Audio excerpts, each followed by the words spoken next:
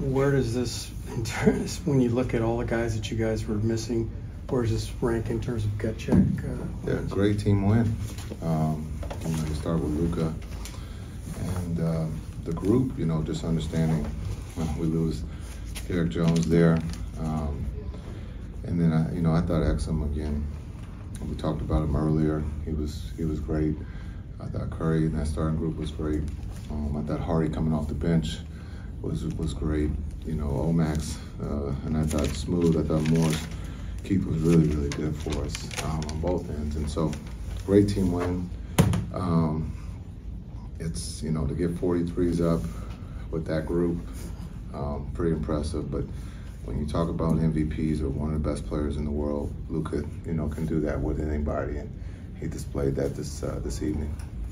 I noticed early in the game there was a couple of times where he kind of brought the guys in for a huddle, and I wondered if maybe he took it on as more of a challenge, that you guys were shorthanded, that he thought, man, we're going to do this thing anyway. Yeah, I think we've seen enough of him.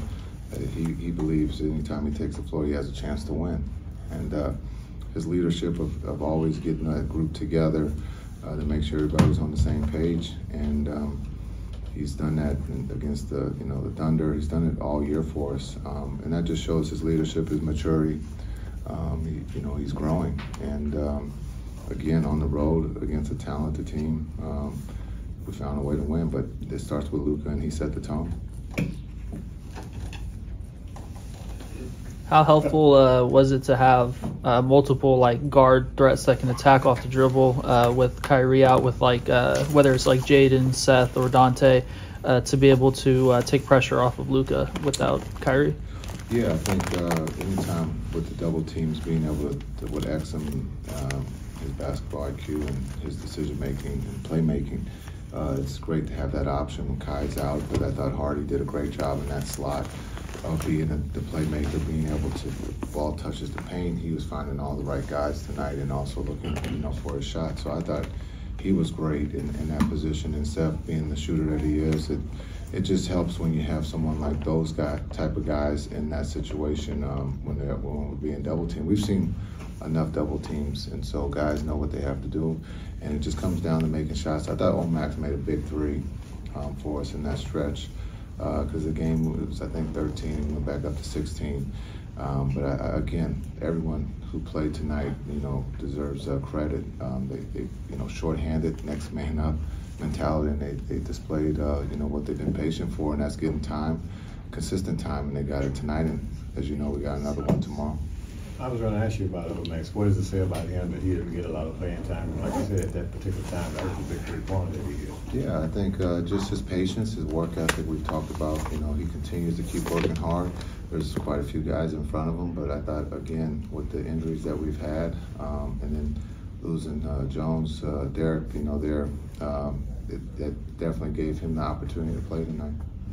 It seemed like there was a lot of success when Luka was a screener, and he also let the game come to him by making 3 catch-and-shoot threes. How helpful is it to have a superstar like that who can kind of be moved around and used as a decoy whenever there's face guarding and stuff like that? Yeah, I think guys are getting comfortable when you have multiple ball handlers like Hardy and Dante. They can use him as a screen because there's no help, and so they did that well tonight. We're going to see that, most of, if not the rest of the season, and the guys are getting comfortable with that, and he's getting comfortable with that, and so there's a lot of trust in that locker room, and it was displayed again tonight. And one look that kind of stood out was using Luka on the elbow and horn sets. What do you like about him in that position? Well, I think it just gives him the opportunity where he doesn't have to bring the ball up and work so hard, and then the other side of that is where he has a live dribble, and he's capable of passing or being able to play off the dribble. But it just gives him a chance to rest, to figure out what he wants to do, and then he can see what the defenses are going to do. And if it's going to be a trap, he can string them out where he can get lively, or that second roller wide open. And so he's been very successful, playing off the elbows. How tough is this back-to-back, Jason, with the in-season tournament champion Lakers probably already in Dallas waiting on you guys to get there?